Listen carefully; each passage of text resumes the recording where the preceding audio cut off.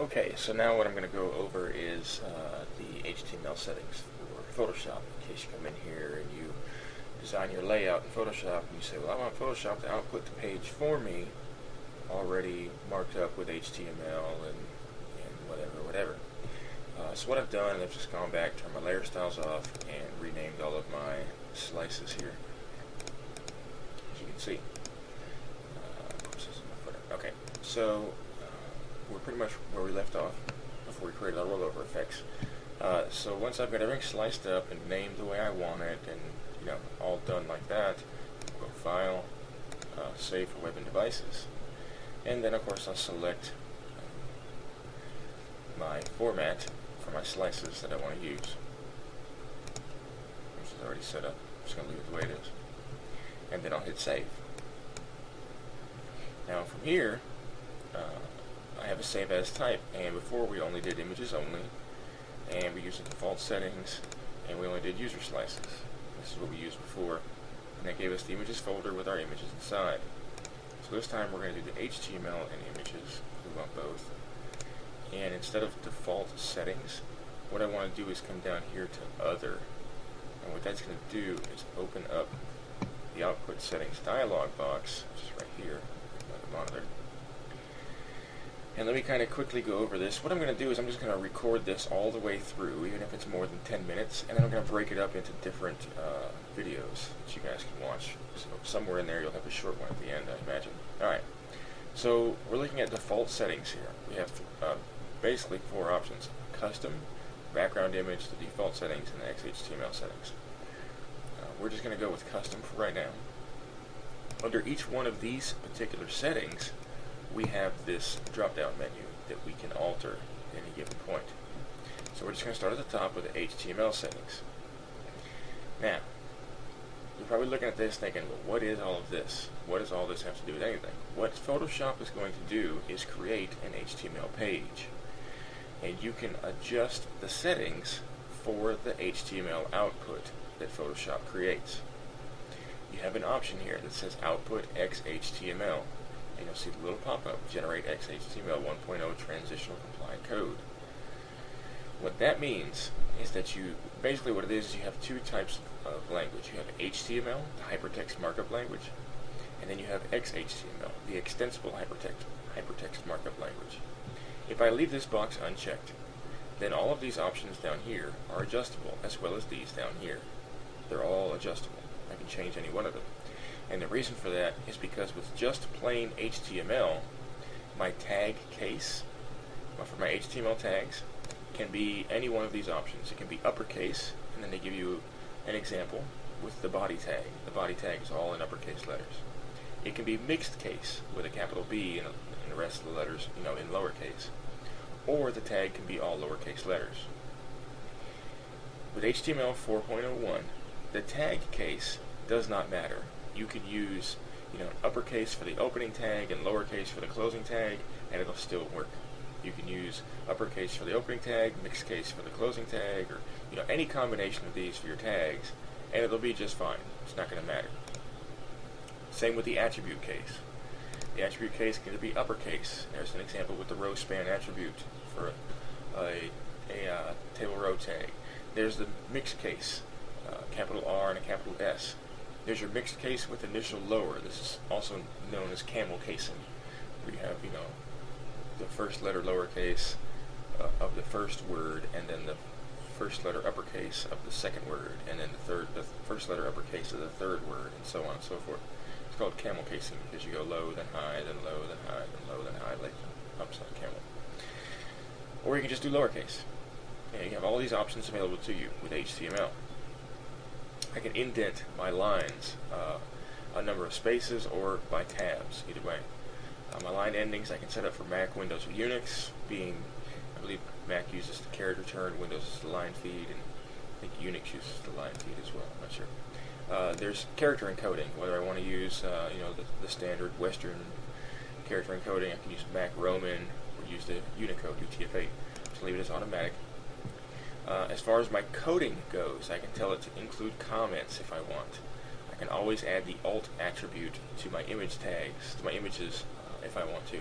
I can always quote attributes, because in HTML 4.01 you can either quote the attribute value or not quote the attribute value. I can set it up to close all the tags, no matter what. We'll get to that in a little bit. Zero margins for the body tag. That, we'll talk about that later on when we get into CSS in Dreamweaver. That's the HTML output. If I say, well, I don't want to do HTML, I want something that's a little more strict, or a little more, standard based, then I will output XHTML. And when I check this box, you'll notice that now my tag case and attribute case have been grayed out, as well as all these options down here at the bottom are also grayed out. And the reason is because with XHTML, it follows a more standard coding practice. And by that I mean the tag case and the attribute case are automatically set to lowercase. You can't change it, because with XHTML, your tags and your attributes have to be lowercase. They absolutely have to be. As well as your alt attribute, that's going to be included. It's always going to quote your attributes, because with XHTML, all your attribute values have to be quoted. All your tags have to be closed as well with XHTML. XHTML is a variant of XML, while HTML is a variant of SGML. So there's a difference. And with XML, you have certain practices that you have to follow. You don't have a choice. And one of those, or several of those, are to use lowercase tags and lowercase attributes, and to quote all of your attributes, and to close all of your tags.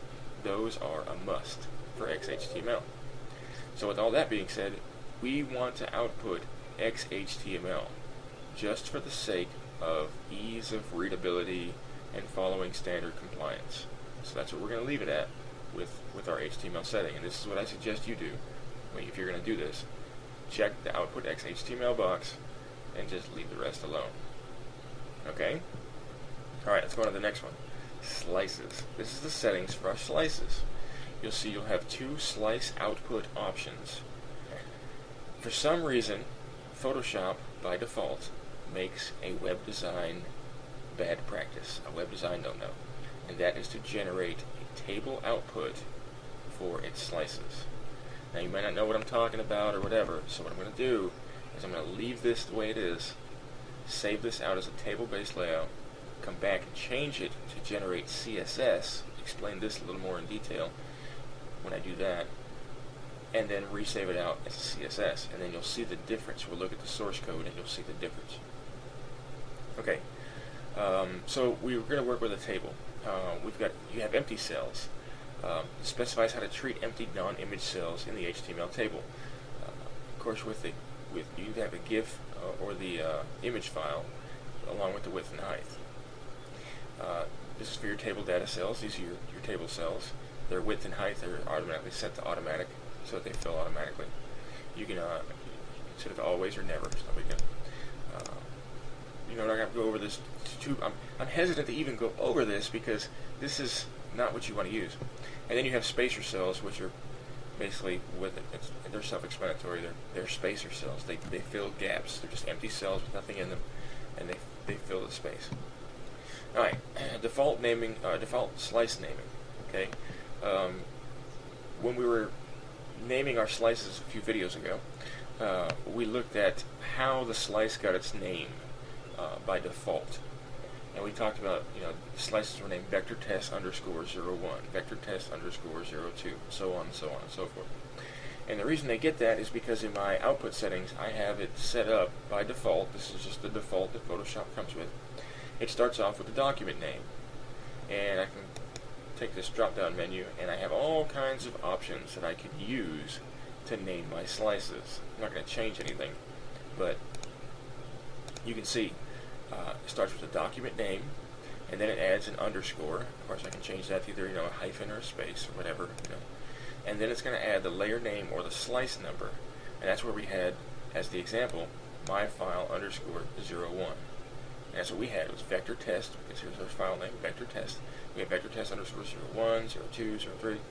So if you don't like the way that's named, you don't like the way they're named, you can come in here and change it and make it, something different. However, if you say, well, I don't want it to name it anything at all, and I come in here and I just say none, none, and none, you're still going to get, for some reason, an underscore. So it's going to name it something. So let's see if I can put that back.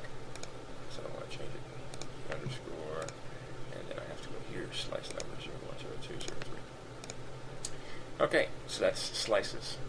Like I said, we're going to leave this at generate table, and I'll show you that. Then I'll come back, change it to generate CSS.